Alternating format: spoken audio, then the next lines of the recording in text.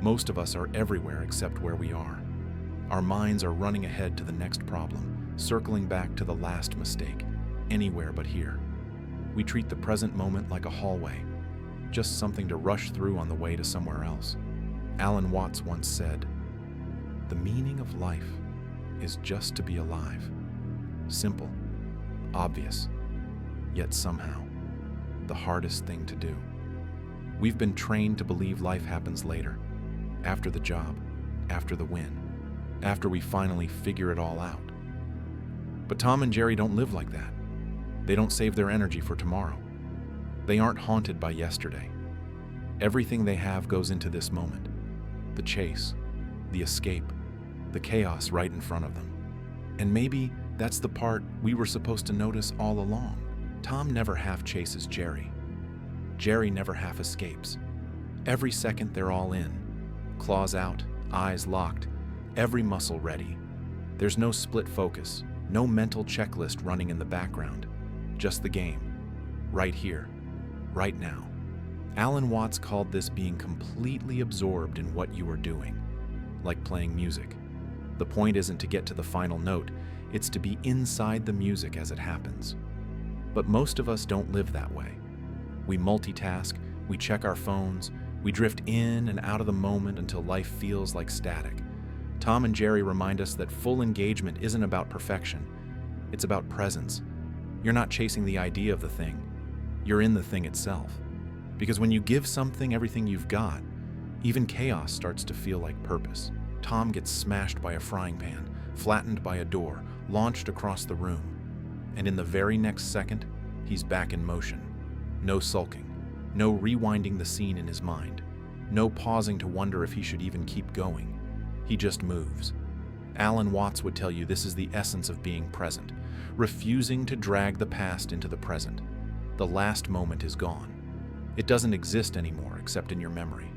And yet, that's where most of us live, trapped in loops of replaying what went wrong, stacking new moments on top of old ones until the weight of it all keeps us from moving at all. Tom doesn't carry that weight. Every hit, every setback is gone the moment it happens. His attention is already locked on what's next. That's why he's still in the game. Because he's not dragging yesterday's failures into today's chances. And maybe that's the shift we need. To stop thinking of presence as just being mindful and start seeing it as the courage to let the last second die so the next one can live. Because you can't be here now if you're still somewhere else. Alan Watts often said that life is not a journey to be completed, but a dance to be enjoyed. We treat existence like a ladder, always climbing, always pushing toward some final point where everything will make sense. But the truth is, there is no final point. The purpose isn't to arrive. It's to be fully alive while you're here. That's why Tom and Jerry can chase each other forever and still keep going. The outcome doesn't matter.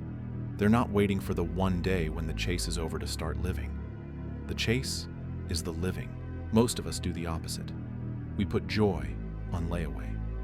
I'll relax when I finish this project. I'll be happy when I make enough money. I'll start living when things settle down. But Watts reminds us, things never really settle down. Life is the movement, the uncertainty, the changing rhythm. If you can't find joy in the game, you'll never find it in the win. So maybe the point isn't to finish the chase. Maybe the point is to notice you're in it right now, and let that be enough. We suffer less from what happens to us, and more from the way we fight against it. We demand that life follow the script in our heads, and when it doesn't, we resist, we push, and we exhaust ourselves trying to force it back into place. In the world of Tom and Jerry, nothing ever unfolds the way it's supposed to. A trap will snap on the wrong target. A perfect plan will collapse in seconds, and chaos will crash in from somewhere completely unexpected. But notice what they do next. They don't freeze, complain, or wait for the scene to go back to normal. They adjust instantly, working with what's here instead of what they hoped would be here. That's the real art of being present. It's not about having control over the moment. It's about meeting the moment exactly as it is. When the bulldog shows up, you work around him. When the wall comes down, you find a way through the rubble.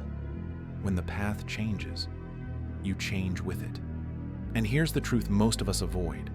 The only time you truly lose is when you're so stuck on the past or fixated on the future that you miss the life happening in between. The laughter, the beauty, the connection. It's always here, now, in the middle of the chase. Maybe that's the lesson hidden in all the chaos. The meaning isn't at the end of the run. It's in every step, every stumble, every ridiculous twist along the way. And if a cat and a mouse can live like that, fully, wildly, unapologetically in the moment, maybe it's time we did too.